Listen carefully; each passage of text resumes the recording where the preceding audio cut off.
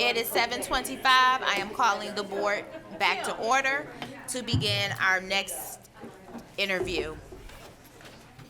Good evening. On behalf of Wayne Westland Community Schools, I would like to welcome Alex Ofili back for the second interview for the position of superintendent. Dr. Ofili is Assistant Superintendent of Human Resources for Wayne Westland Community Schools. I will take just a moment to describe our format. Good evening. The interview may take up to 75 minutes. It will begin with a presentation on the topic provided by the board. Following your presentation, there will be 14 questions. Toward the end of the interview, time permitting, we will give you an opportunity to ask questions of the board and make closing remarks. We will indicate if time is becoming an issue and there is a need to pick up the pace of your responses. Again, for those present for this interview, we welcome and encourage your feedback. Rather than making public comments about our candidates, we ask that you use the QR code provided for this purpose. Although the task of choosing our next superintendent is the responsibility of the Board of Education as the elected representatives of our community, we value and seriously consider the input of our stakeholders in the process. Dr. Ofili, you may begin your presentation on the following topic. How will you grow the district with a focus on full utilization of the Career Tech Center? Thank you, President May. Is the clicker?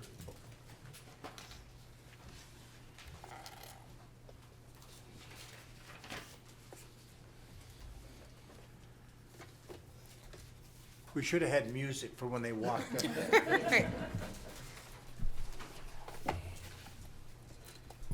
Okay, I would like to first start off by thanking the Board of Education for this approach in the interview process. I would also like to thank all the stakeholders that are in attendance today because this, as I said in my first interview, is a very important decision for the entire school district.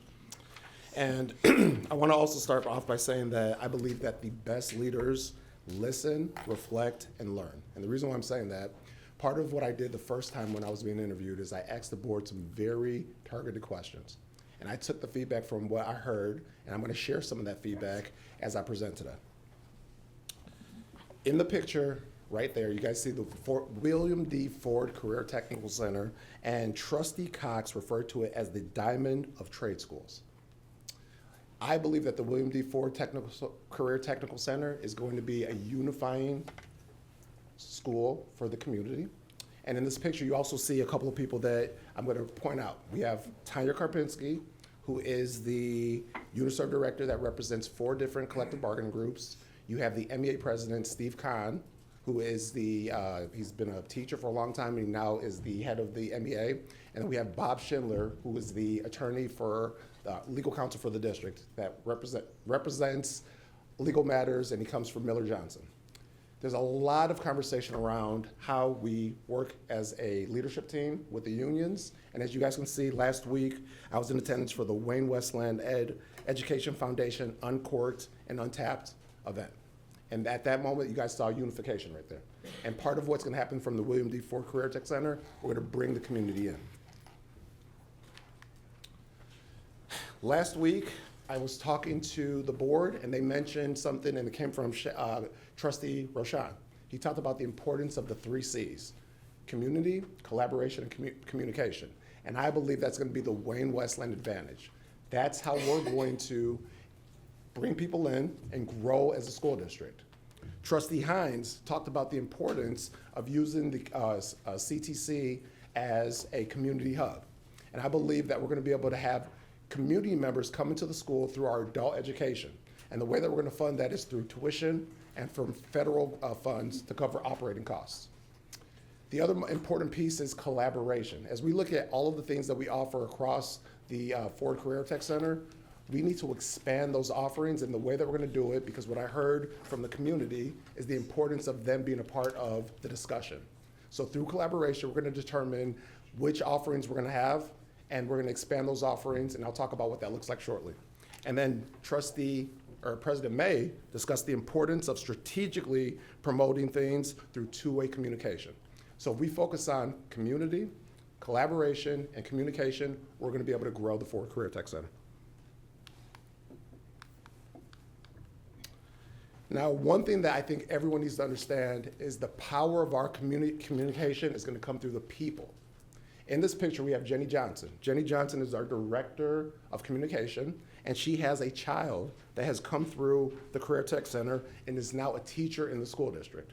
And one of the things that she said about the Career Tech Center is parents should talk to their kids about their options. Students can be on the college-bound route and go into trades straight into the workforce. There's truly something for everyone here.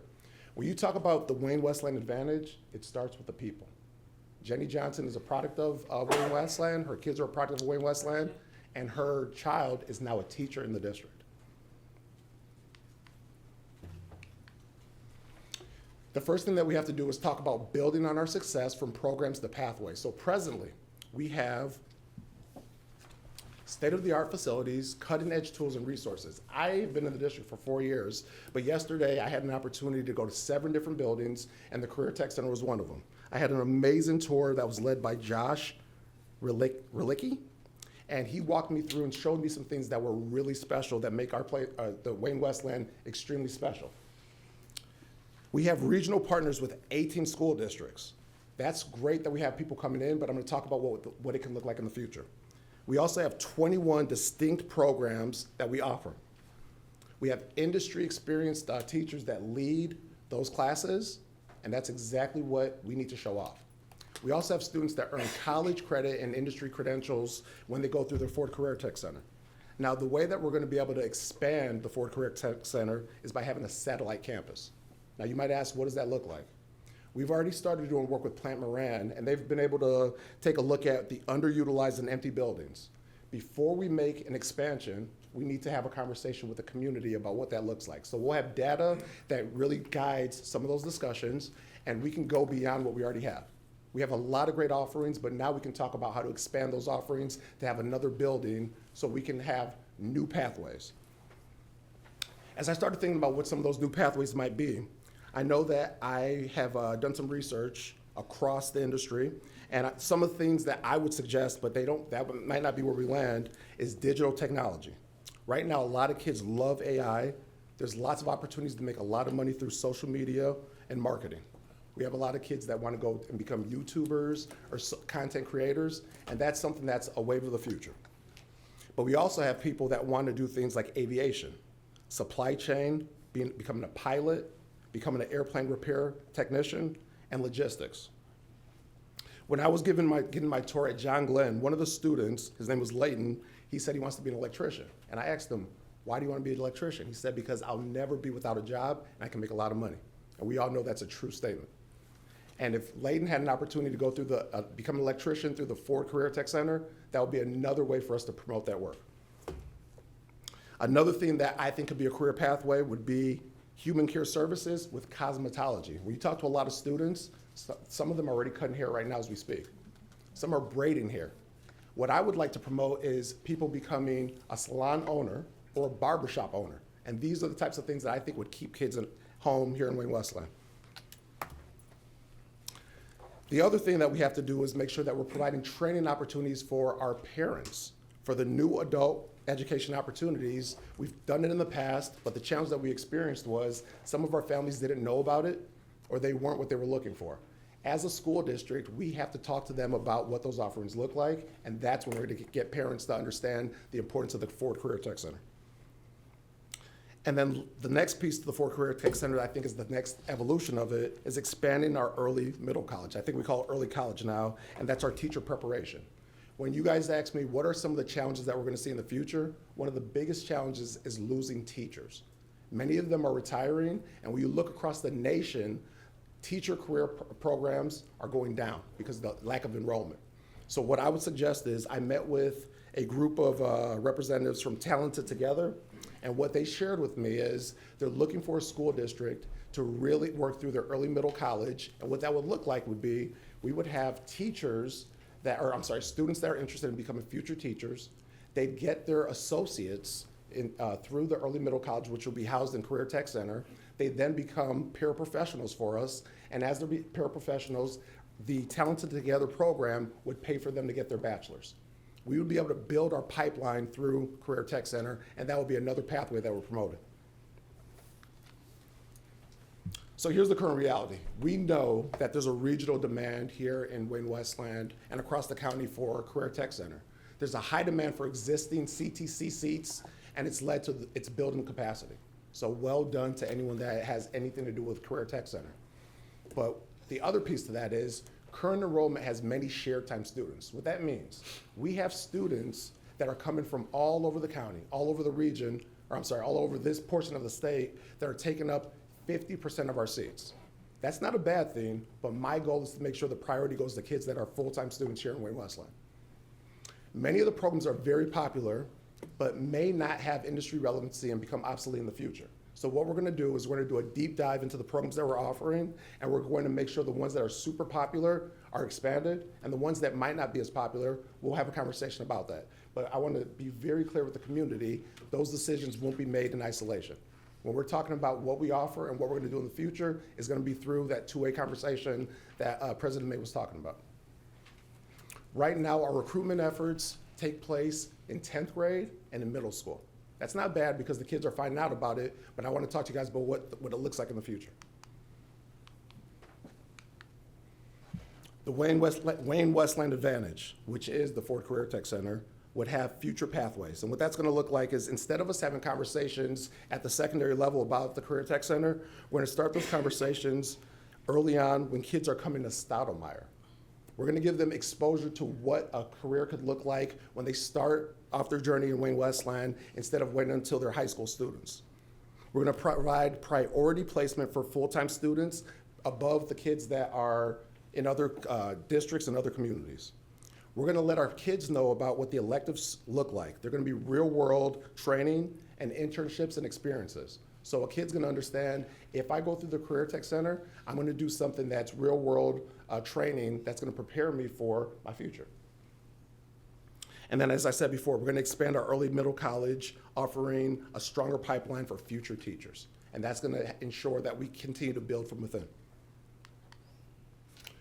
When it comes to promoting Wayne Westland, the best storytellers are the students. When I went on my tour to John Glenn, I had a chance to meet a couple of students that talked about what their experience was, and it was better than any paid actor that you could have. They talked about what it looks like to be a part of the school district, and here's an example of Sam Hart, who says that the FIRE program is very welcoming. It's family. We grow very close throughout the year. I like how we have students from different schools and cities because it gives us diversity in opinions and experiences. We need the faces of the district to be the ones that tell the story. This is Trevor. Trevor was part of the auto body class of 24, and he said, you get to do what you want to do, setting yourself up for a career you want. You have a say in what you're learning and your future. Again, when we talk about those 3 C's, the communication is going to come from the kids and the teachers in Career Tech Center. So for us to start strong and talk about career success, we're going to generate excitement and curiosity for our youngest learners and families by exposing them to career pathways. In my last interview, I talked about capturing kids' hearts. The reason why that's important, many of our teachers that are in the Career Tech Center weren't formally trained teachers. They're people with industry experience, and when we provide that training for all of our teachers through capturing kids' hearts, we're gonna be able to bridge that gap from our earliest teachers and our earliest students to the people that are gonna be at the secondary space. We're gonna reframe how stakeholders have conversations. Instead of talking about what we offer, we're gonna talk about how our offerings connect and prepare students for success in in-demand careers. And we're gonna make sure that we're having age-appropriate pathway exposure at each transition to create a natural progression. It's important what we're showing our kids in Stoudemire. It's gonna look a little bit different than what we show our kids at the elementary and at the middle school and at the high school, but we're all gonna be very intentional about showing them what the Career Tech Center looks like because it is a special place.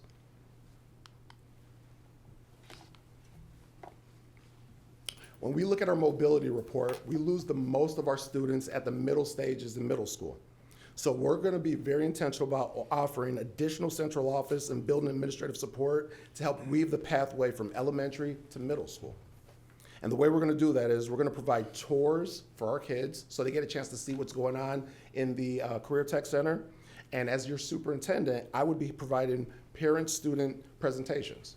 I'll be the one that's going to be at the forefront of talking about what the Career Tech Center has to offer, along with people that are in that space. So they'll be able to show the kids what it looks like to become an electrician, what it might look like to become a firefighter. And they'll have an opportunity to go over there and have hands-on experiences.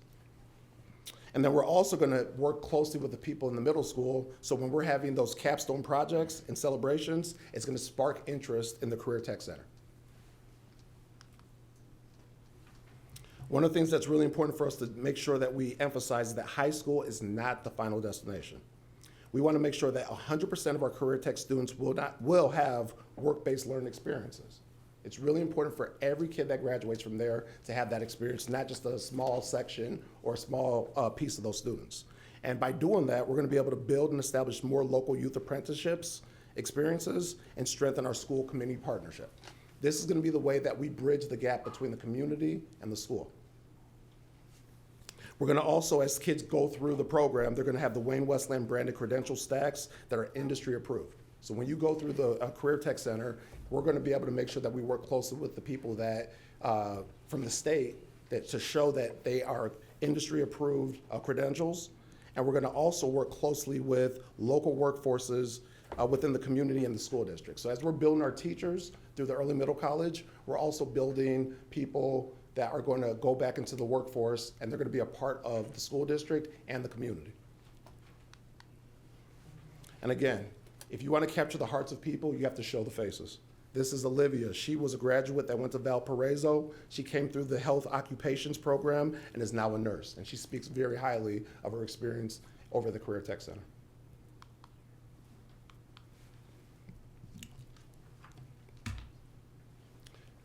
Trustee Hines made a comment that really resonated with me when she said that the community wants in. And if we're gonna offer offerings at the Career Tech Center, one of the things that's really important for us to do is think about what's needed. And it has to be a variety of offerings. One of those offerings might be having GED exam preparation. There's a lot of people in our community that might not have finished their educational experience, and we can provide those opportunities, and it will be a hub for everyone that's in the district. We have a lot of immigrant families that are now coming to the district. I had an opportunity to speak to one of our parents at the forum earlier today, and she talked about she loves what we're doing for the kids, but she would love if we can provide additional training for her. This would allow our non-native speakers to improve their English skills, their grammar, their writing, and their speaking by providing those training. We would also be able to provide personal enrichment through public speaking, resume writing, and life skills, and retirement planning. We want to offer everything to everyone in the district, and we're going to do it well, but we're going to ask them what they need. So these are just suggestions, but again, these are the things that I think would make sense. We would also be able to offer creative classes such as photography, painting, cooking, and music. Many of these things we're already offering to our kids. It would be great if we could offer it to our community members as well. This is a picture of Mara. She is not only a graduate of the district, she's someone that works for us right now, and she said, I help students find their niche and their passion, whether that's photography or something else. I want to see them, show them what's possible in creative fields so I can bring in professionals for them to learn from and network with them. These are the people that will tell our story. Now, what does success look like? From a community standpoint, a stronger school-community partnership assessed through enrollment statistics and survey data. When we create some of these offerings, the way that we're going to know if they're improving is by the data and the enrollment and, getting stronger. And we're also looking for this to be a financial profit for the district when we're offering it to the community. We're going to have stronger community awareness of our CTC offerings for adults and students measured through increased year-to-year demand. So each year we want to build on it. And it's not going to be something that's high initially, but in due time as we talk more about it and we emphasize that communication, we're going to see a rise in interest. And then we've already established a communication plan with one of these local industries or local businesses, and we're going to be able to measure the marketing campaign by impressions, clicks, and views. And then last but not least, the most important thing is student enrollment's going to improve.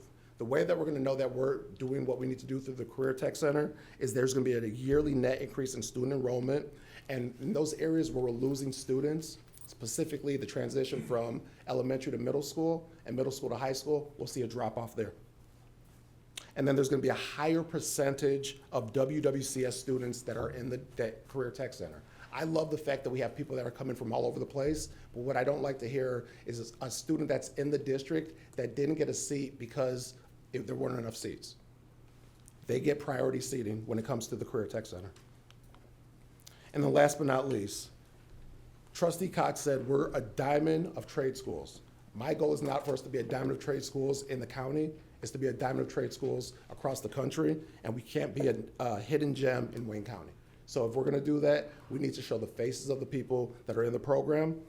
And I just wanna read to you one statement that came from Brittany Johnson, who's the daughter of Jenny Johnson, and she says, "I love how hands-on it was. I was able to form relationships with kids and get a taste of what career as a teacher could be like."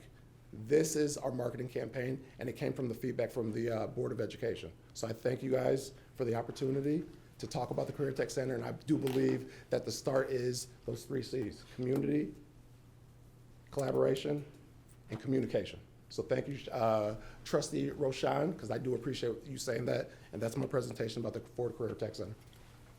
Thank you.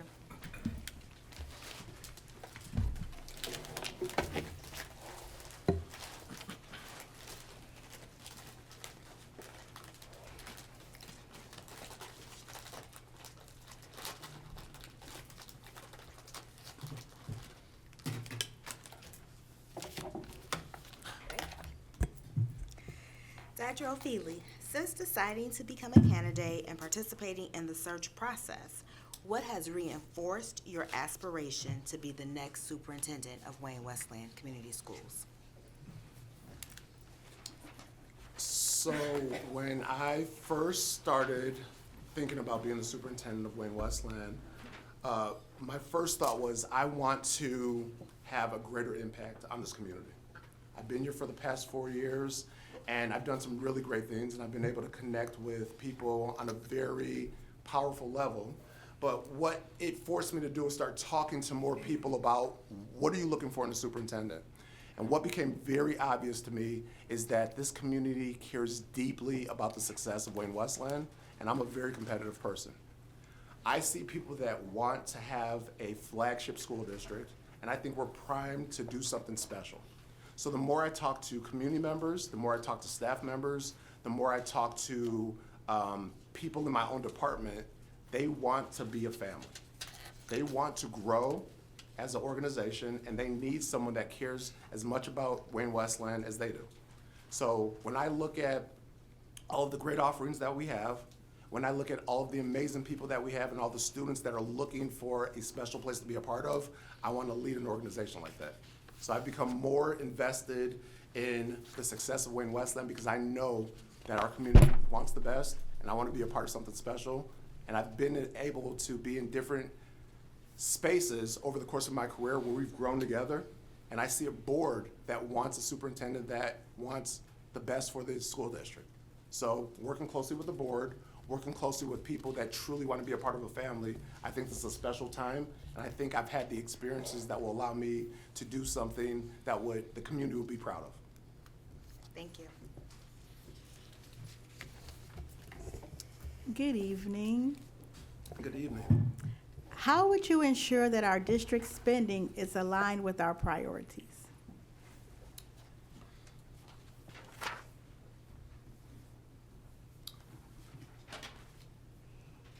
It's very important for the superintendent to make sure that they're having conversations with all members of the school district. And the reason why it's important for the superintendent to have conversations with all members of the school district is because everyone has a hand in how we're spending money, and everyone has a hand in what the priorities are. What I would do is what I am currently doing, I'd continue to do that, and that's work closely with our CFO and our business office to make sure that we're looking at every line item and making sure that the money is that where it was assigned to, it's being spent appropriately. And if we see any areas where the changes need to be made, those conversations are going to take place not only with members in this business office, but with the board and members of the entire community. So this is something that we do routinely right now as a school district, but the problem that we've run into in the past is when we notice changes that need to occur, we're not having those open conversations with everyone outside of the school district so they understand what has to take place. So as the superintendent, the way that I'm gonna make sure that things are aligned is I'm gonna make sure that the money that's being spent lines up with our strategic plan and it lines up with the goals that the board has for the school district. And if it doesn't, the conversations that I'm gonna have not only with the board and with the community are ones of honesty. So we're gonna talk about why changes need to be made and how we're gonna go about making those changes. And the changes are gonna be changes that aren't specific to our school improvement plan. Thank you, Mr. Cox. Dr. Ofili, how do you expect the advent of artificial intelligence to change classroom instruction and student learning? And what actions should our district take now to prepare? Thank you, Trustee Cox. We have an AI task force that's already in place. And there's a lot of school districts that want to do cutting edge things with AI, but the reality of AI is it continues to evolve. So the most important thing for us as a school district is to continue to be well-read on what's taking place and be flexible. We have to be nimble because one day we might think that AI is going in one direction and then another day something changes, but the reality is it's not going anywhere. When I talked about a pathway through the Career Tech Center, the reason why I was talking about AI or digital technology being one of them is because that is something that a lot of districts are exploring. So I will tell you that most of the school districts that want to be competitive, they understand that kids are interested and the world is moving towards those type of technical pathways. So as a leader in the school district, I would make sure that I'm doing research and I'm going to districts that might be a little bit further along in their journey with AI, and I bring it back. And again, any decision that we're making that's gonna impact the entire community is gonna be done as a team. I'd continue to do that work with that task force. I'd have our technical experts that are in our technology department and our curriculum department working collectively with me as the superintendent, and I would make sure that I'm having conversations with the board and the community about what we're learning so we can collectively make that decision.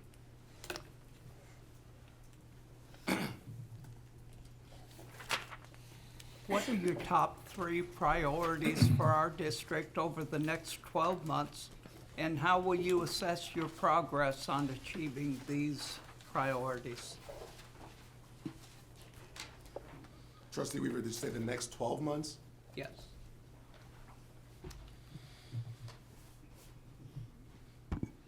As I've been going around talking to different groups, stakeholders about what they need and what they want from the superintendent, the one thing that was very refreshing is a lot of people were saying, Dr. Ofili, I appreciate you asking these questions. I appreciate getting to see you in a different light because I've heard a lot of things about the district leaders, and I would tell you my #1 priority initially would be to get out and connect with people. I think it's very important for people to feel comfortable with me as a superintendent and be able to ask me questions about what my vision is and what my goals are, not only over the next 12 months, but over the next 12 years if I'm the superintendent. So for me, my #1 priority is to get out and connect, ask questions, and find out what the community members, all stakeholders are looking for from the superintendent and from the work that's already taken place. One of the joys of being in the district for the past 4 years, I know some of the things that are already in motion, and I'll be able to tell our community members what some of that work is. And I think that's another way that you're able to connect because you're going to be teaching and learning at the same time. Then my next priority is to make sure that we're looking at and communicating some of the changes in personnel. So around this time of the year, we have our retirees and we have our projections around enrollment. And that's going to drive what our staffing looks like. And as everyone knows, we've lost a lot of enrollment. So that's going to impact depending on who's retired and who has the staffing projections for the year. That's going to dictate what next year's staffing numbers are. So I want to make sure that I explain to our community, and when I say community, I'm not just talking about people outside the community, but people within the community, what those projections are, the implications on our staff as a whole. So first we start with me connecting, then we start talking about staffing for the future, because that really impacts the bottom line and us being fiscally responsible. And then next, it's working on our identity. As I showed you guys before, we have a lot of people that are in the community that love Wayne Westland dearly. And one of the things that I have to do is find ways to bring those people in, because they're gonna be part of the marketing campaign that we're using to talk about the story of Wayne Westland. This place truly is a family, and it's very important for me to connect the dots and to have people come in and be part of the story that we're telling about our identity, because enrollment is key for Wayne Westland right now. Thank you, Mr. Rochelle. Good evening, Dr. Ofili. Trustee Rashad. How do you think various stakeholders such as parents, staff members, and community members should be involved in our planning process and in setting direction for the district? Thank you, Trustee Roshan. As I have had a chance to talk to parents about their role in Wayne Westland, many of them have deep ties to this community, and they're looking to be a part of any of the big ticket decisions that we're making. In my first interview, I talked about the importance of a task force and establishing those task forces with the Board of Education to say, what direction are we going in? Once we establish which task force we have, the next thing is tapping parents on the shoulder so they're a part of it, along with our students, along with our teachers, along with any community member that wants to be a part of it, and having those opportunities, and I call them access points, where as we're working on those task forces, sharing them with the community so they understand what's taking place, and letting them have dialogue with us, because that then creates a team approach to school improvement. It's not a new formula to move a district along, but the problem that districts run into is that decisions are being made in isolation, and I've heard loud and clear that parents want to be part of the experience. So what I would do for any major decisions that's taking place, whether it's improving our enrollment, improving the climate and culture, improving the student achievement, finding those opportunities for parents and other stakeholders to be a part of those conversations. And as we're having those conversations, providing updates on the work that's taking place. So when we're having our board meetings, I love the fact that we're able to have parents come and share their input. I love the fact that we're able to have principals share the highlights that are taking place. What I would make it a point to do as a superintendent is to provide updates from the task force, and it's gonna be different people that are gonna be sharing out along with me throughout the course of the year. So I think the big role that a superintendent has is teaching. And the way that you go about teaching is providing updates and providing progress on the things that we're working towards, and that's how I would do it, by establishing task forces and having our parents be a part of that, so they feel like they're part of everything that's taking place in the district. Thank you.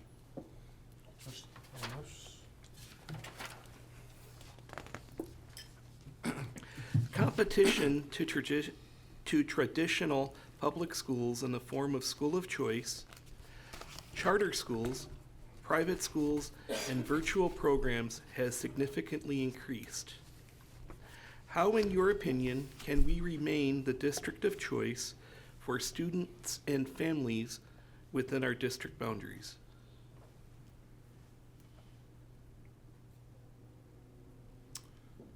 Thank you, Trustee Ambrose.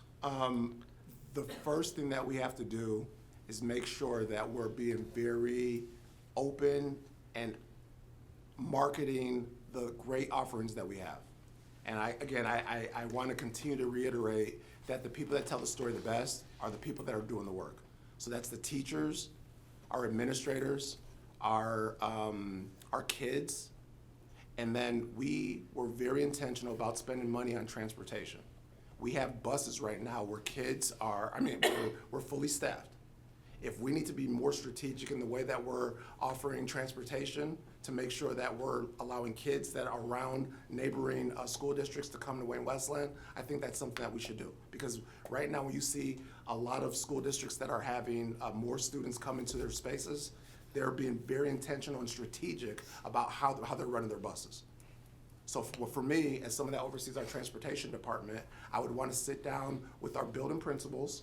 I want to sit down with our transportation and with the board to make sure that we come up with a plan. So we're having strategic stops across the Metro Detroit area to bring kids in, because I think that's very important if we're being intentional about having kids come. And I also want to talk about the fact that we have a lot of people that have graduated from Wayne Westland that are doing very successful things. A lot of parents want to know that the product of Wayne Westland is a solid product. And if we have people that are in the community, or people that have graduated, or people that work in the district that love Wayne Westland, their story needs to be told. Because unfortunately, sometimes the story that's out there is when something out of sorts takes place, and that becomes the story that's being told of Wayne Westland. So if we're telling positive stories, if we're having people that have graduated that are doing great things throughout the country come back and talk about why they're doing those great things, I think as a parent that's looking at Wayne Westland as a school option, that would make me feel proud to send my kid to school.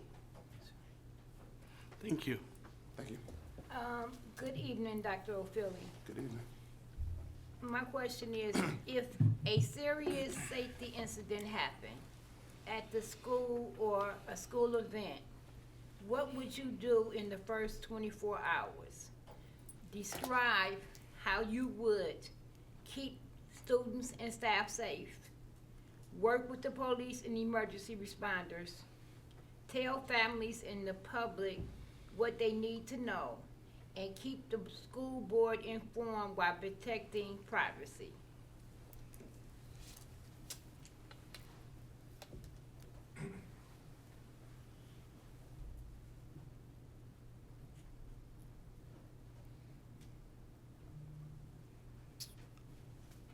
All right, so as a member of our executive team, this is something that we deal with quite a bit when it comes to how we respond when a serious school event takes place.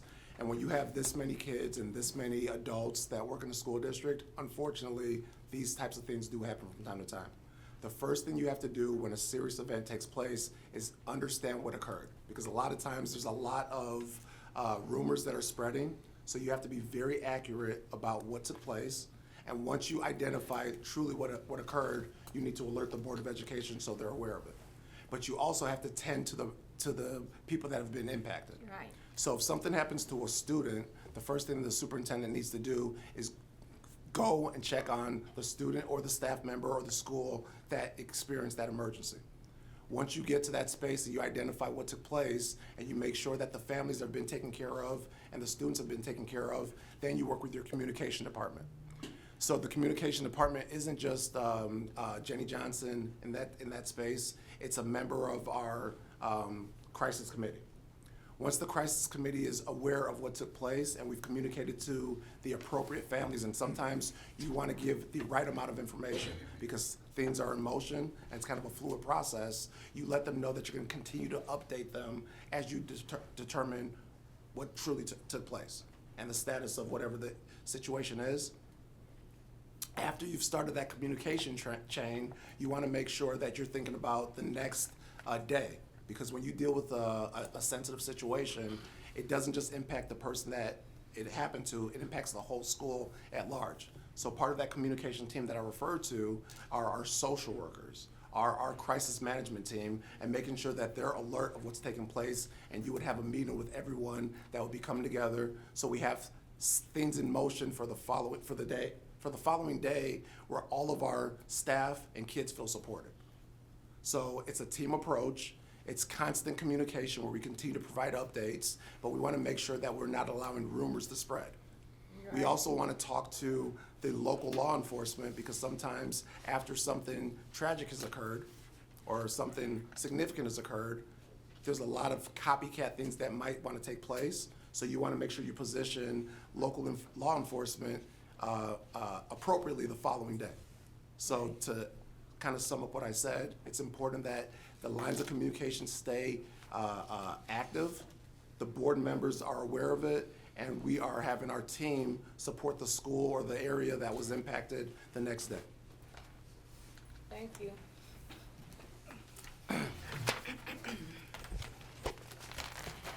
Wayne Westland Community School has experienced a period of leadership instability that has contributed to strained labor relations, cultural fragmentation, and a level of distrust among staff that will require intentional and sustained effort to repair. As you consider stepping into this role, how do you honestly assess your part, rather direct or indirect, in contributing to that climate, and what specific, authentic actions would you take in your first year to begin rebuilding trust with staff who may be skeptical of your leadership?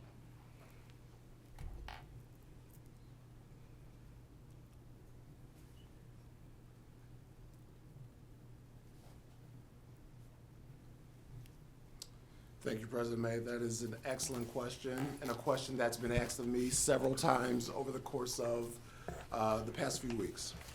I want to first start off by acknowledging that that is a very true statement.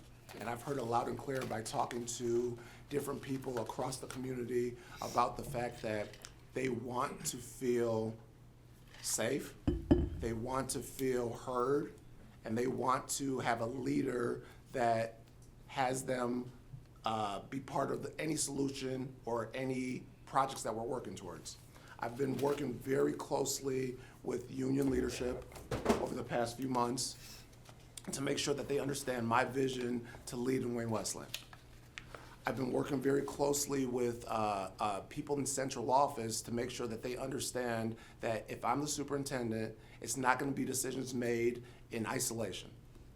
That's part of the reason why we started our leadership council, where I explain to people when we have a situation that needs to be addressed or a problem that needs to be corrected, it's not going to be done just by the executive leadership. It's going to be done by all of our leaders. And when we're having our next leadership council, we're going to be talking about the state of the school district. And we've already started task forces around enrollment that I'm leading, where I'm having members of union leadership, we're having leaders at the building level, we're having people in different collective bargaining groups that are part of that task force. And the reason why I decided to do that is because people have said that they want a leader that's leading the school district that's going to have multiple people at the table. What I'm going to also do as the superintendent, if I receive this position, is make sure that I'm not just meeting with district union groups in isolation. It's important that all union leaders are sitting at the table so they can hear the message at one time from the superintendent. It's also important that when we're having these conversations between the superintendent and the union leaders, that we're making it transparent for the community to know it's taking place. I want to make sure that everyone understands that my leadership approach is going to be one of collaboration, it's going to be one of honesty, and it's going to be one of I'm not going to shy away from difficult conversations, but I'm also going to make sure that we arrive at solutions as a unit. So I think the way that I'm going to be able to rebuild any trust that's been broken is make sure that I make decisions that are still student-centered, but they're going to be done as a group. And when we have those conversations, I'm going to make sure that I'm providing updates not only to the community, but to the board and to everyone that's a part of Wayne Westland, because the goal is for us to work as a family. Thank you.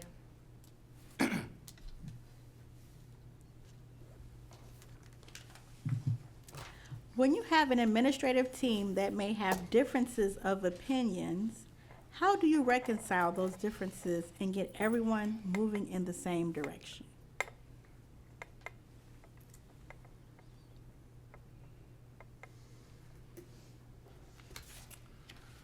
Well, let me start by saying I believe differences of opinion are a good thing. When you have a lot of people that are saying yes and just not in agreement, that's when you have blind spots. I think there's a healthy, dynamic when you have people that are challenging thoughts, but it's also the leader's responsibility. You know, when I say leader, we're all leaders in our own rights, but as a superintendent, you want to make sure that you're listening to what's being said, you're asking people to explain why they have that position, but then you have to make sure that as the superintendent, ultimately, we have to land in one spot. And there's some decisions that are going to be done collaboratively, and everyone's opinion is going to drive the decision. And there's going to be some decisions that, as a superintendent, I'm going to have to say, this is where we're landing, and here's the reason why. But it's got to be done in a respectful way. It's got to be done in an honest way, and people have to understand how you're arriving at that decision. But I would say having a difference of opinions isn't a bad thing. It's just very important for everyone's voice to be heard. And then when you arrive at the final decision as a superintendent, you explain how you arrived at the decision and make sure that people feel safe to give their feedback. Because just because we have a difference of opinions doesn't mean that me as the superintendent has a problem with that approach. I want people to, when I'm talking with them, whether it's someone on my executive team or an administrator at the board level or at the building level to feel comfortable that they can share their opinion, and there's not going to be any negativity coming from me when they share something that might not be in the same, that I might not agree with. But ultimately, we're going to work to get to that point where everyone understands that their voice is going to be heard, and then ultimately, as a superintendent, you have to move the organization in one direction, and sometimes it's going to be through everyone having a stake in the decision, but sometimes it's going to be the superintendent saying, no, this is what we're doing, and here's the reason why. Thank you. Thank you, Trustee Hines. Dr. Ofili, if you had to choose one action or initiative that would improve the district's reputation, what would it be, and how would you measure its impact?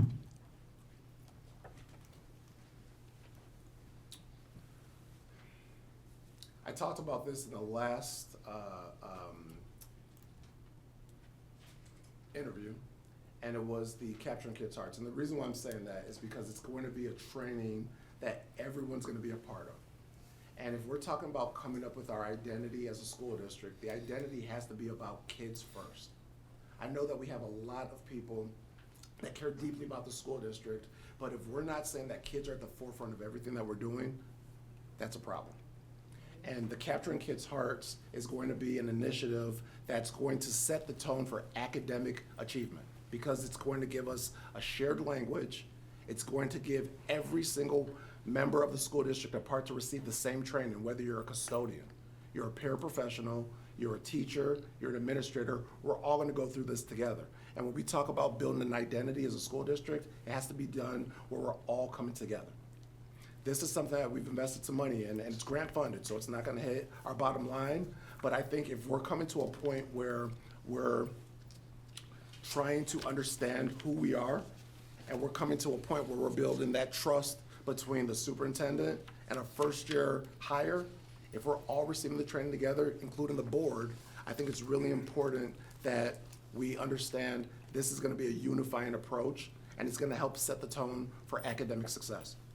So right now, I'm very excited about the training that's going to take place, and I understand that it's going to not only help us eventually get on the same page with what's important for us as a school district, it's going to set the tone for all of the kids that are going to be returning to the school district or the kids that are new to the community. Because as I said before, we have a lot of immigrant families that are new to the country, and what they're looking for is a home. And I think this training that we're going to do as an organization is going to set the tone for everyone to understand kids are the #1 priority in our school district. Thank you. Dr. Weaver.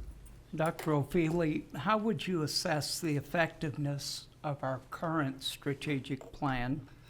And what decision-making process would you use to make adjustments that improve outcomes?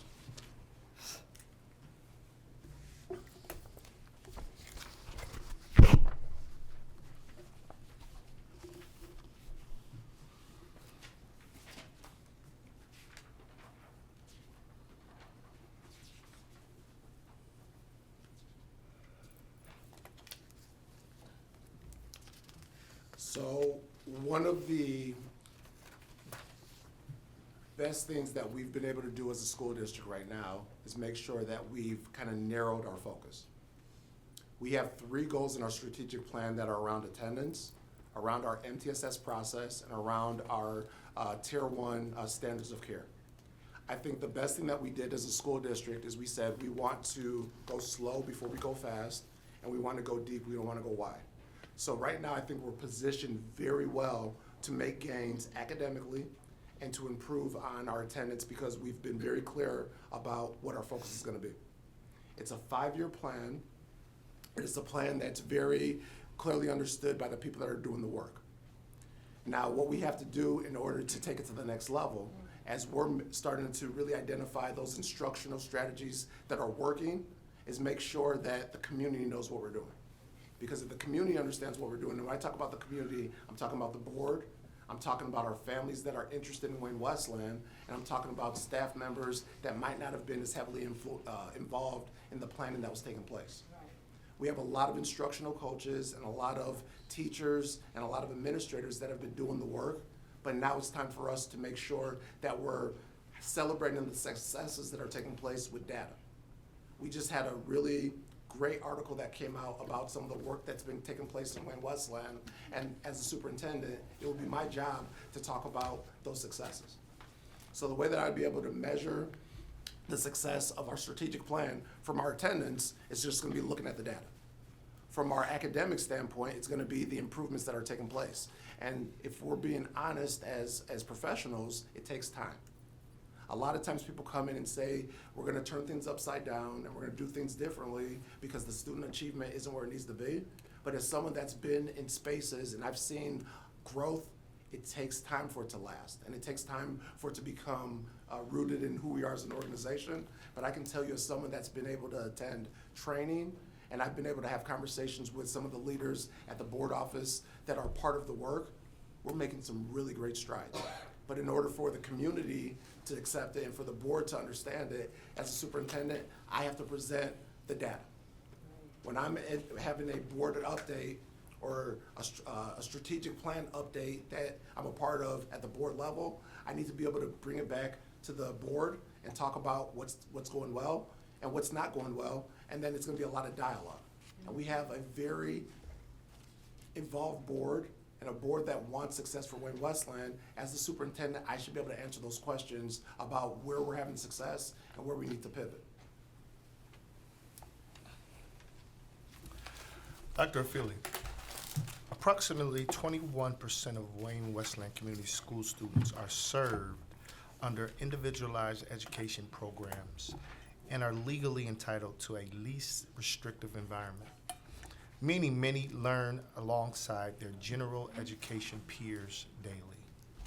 As superintendent, how would you foster the shared understanding and staff support needed to ensure that all students with and without IEPs thrive in inclusive settings?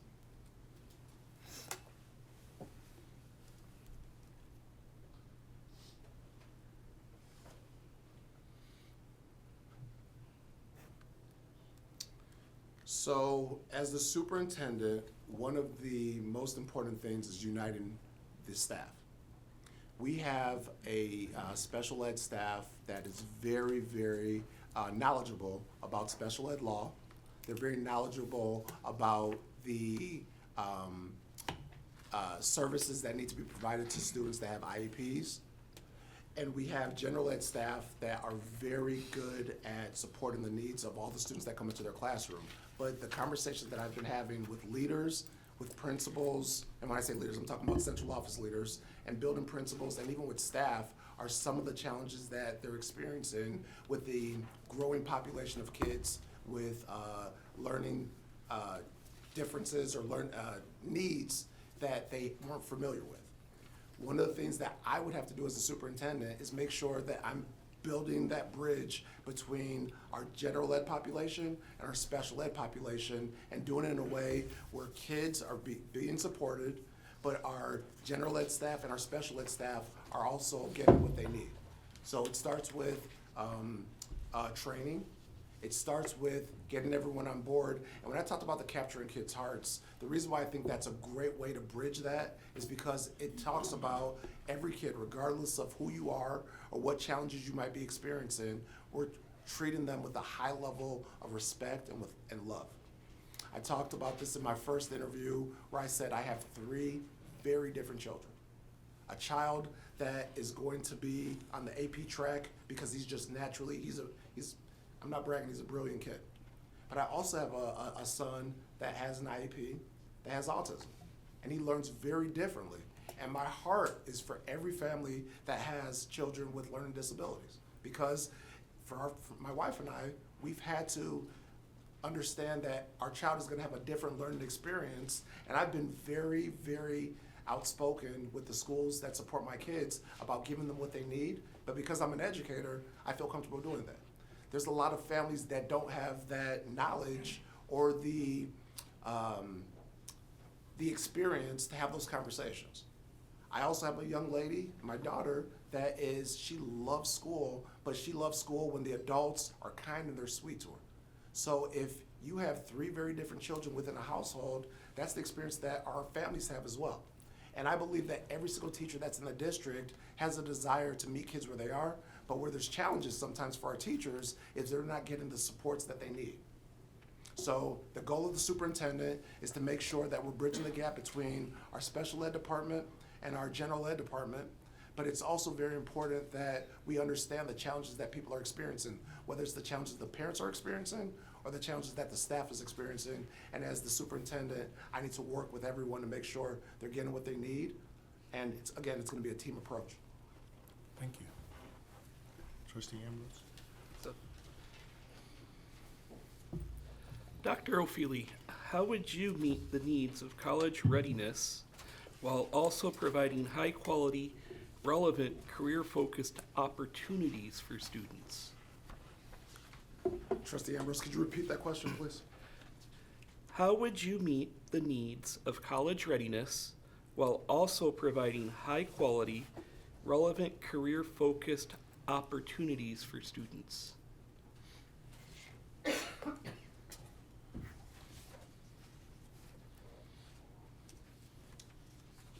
All right, to make sure that we're meeting the needs of students so they're prepared for college, we need to make sure that as a school district, we're working collectively.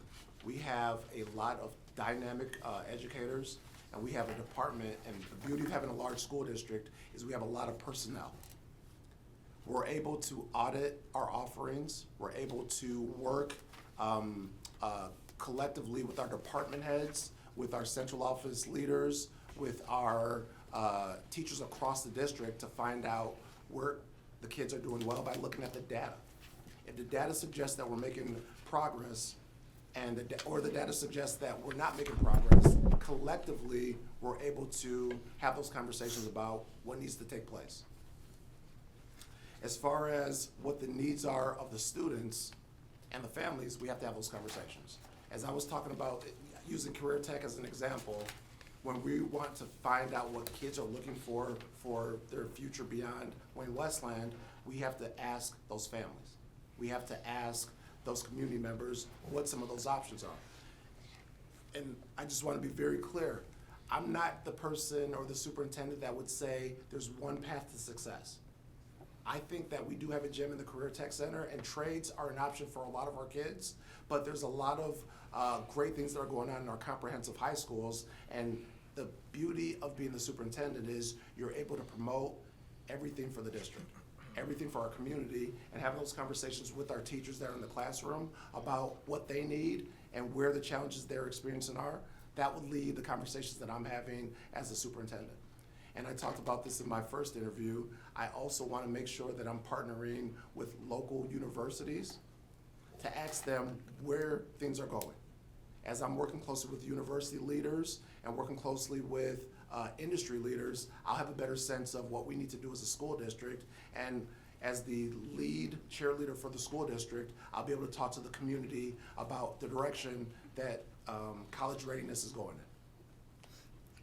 Thank you. Ms. Ebony Mitchell. Thank you. Dr. Ofili, would you, I'm looking at your word, okay. Dr. Ofili, this is my question. As superintendent, you may promote a open door culture. How do you balance being accessible to individual board members while maintaining the governance, knowing that the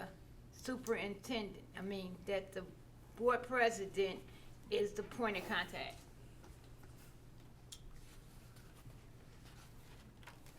So the relationship with the board president is a very important relationship. Yes, it is. Because the board president speaks on behalf of the board. However, the relationship between the board president and the superintendent can't be the only relationship that takes place between the board and the superintendent. So it's very important for me to build a genuine and authentic relationship with every single member of the board, because every single member of the board has a reason why they became a board member. They have a passion for the district, and they all look very different, and they have an expertise that I'd be foolish not to establish a real relationship with every single member of the board, because they also have ties throughout every one of the communities that feeds into Wayne Westland. So I would respect the relationship between the board president and the superintendent, but I've also been here long enough to see the importance of the superintendent connecting with every single member of the board. And when that doesn't happen, we don't have a true team. So my goal as a superintendent is to get to know every single one of the board members, but making sure that the communication stays open and transparent between me and the board president. So I think the importance of building genuine relationships with everyone, but making sure that everyone understands that the board president speaks for the board is very key to trust. And if we don't have that trust, we're not gonna be able to lead as a strong unit. Thank you. Thank you, Dr. Ofili. At this time, we would like to take a few minutes now to provide you with an opportunity to ask questions you may have for the board, or to make any closing remarks. Where am I at? What time, President? You have about 15 minutes. Okay, out of respect for the board, because I know it's been a very long day, and you have someone else that's coming, I don't have questions. But I do want to commend the board, because again, as someone that oversees the hiring of personnel for the entire district, I understand how big of a decision this is for you.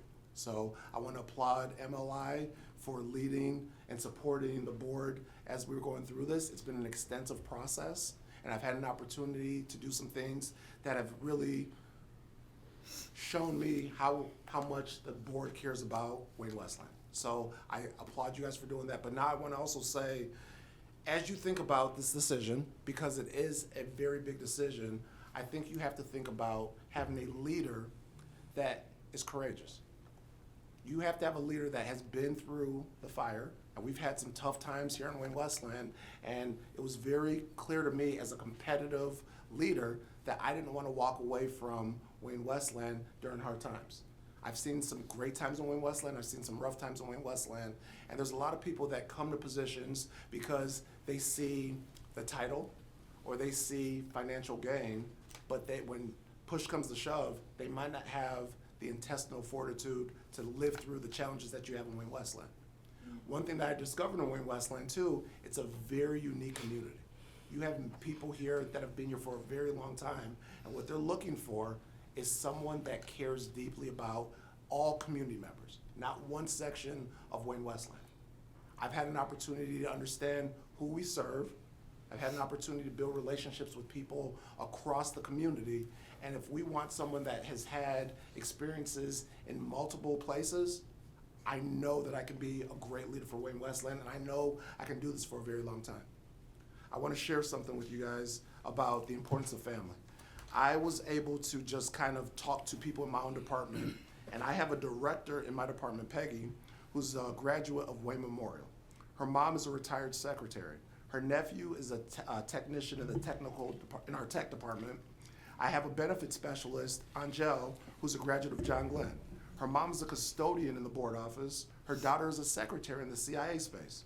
I have an administrative assistant who is a graduate of John Glenn. I have a secretary in the HR department whose daughter is now a secretary in the district. The reason why I'm saying that is one of the things that makes Wayne Westland special are the family ties. I want to build, as a superintendent, truly a family. As a family, there's going to be times that we have rough conversations, whether it's the superintendent and the board, or it's district leadership in the union. But when you have a family, things stay behind closed doors. We'll never do anything to publicly make Wayne Westland look bad, and you need a superintendent that understands that. I have the backbone to say no when I need to say no, but I also have the relational capacity to build strong bonds between different groups. I've been in a lot of districts with a lot of families, and Wayne Westland continues to grow and evolve.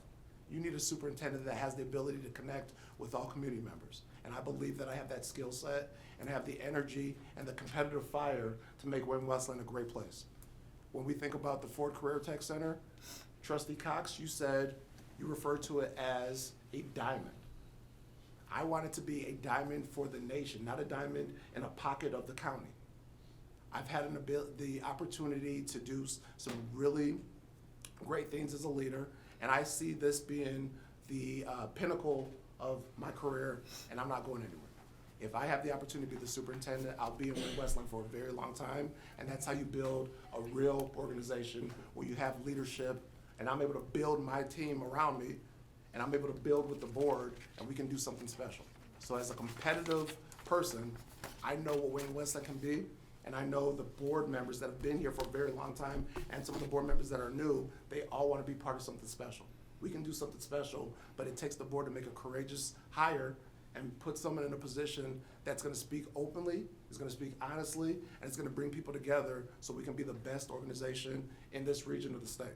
So I'm excited about the opportunity, and I applaud the board for all of the hard work, and I know this is a big decision, and I'm hopeful when it's all said and done, I can be the person that's leading the district, because there's a lot of excitement to lead, and what we don't want is someone that we're just settling for.